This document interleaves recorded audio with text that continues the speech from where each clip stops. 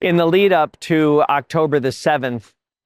we were saddened but honored to participate in this important, hopeful program with the International Fellowship of Christians and Jews and their operation here in Canada, planting 1,200 Israeli flags here in front of Temple as part of 1.5 million flags worldwide, as part of a message of support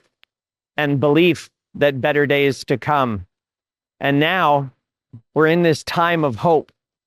a time where it looks like by the end of this holiday, all of the hostages may be home, and hopefully there will be a path to a time without Israel subjected to wars like the one carried out against it by Hamas.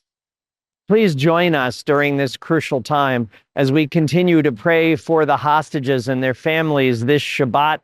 and for Simchat Torah on Monday night, and the end of the holiday season Tuesday morning at 10.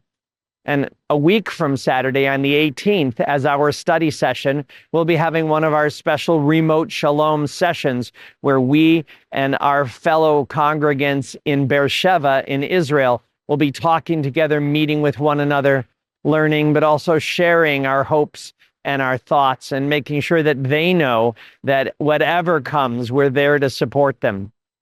Please join us at each of these moments, especially in the upcoming holiday and on the 18th for our study session after services. Chag Sameach, may this truly be a joyous holiday, and may all of the hope we're feeling now come to pass and more.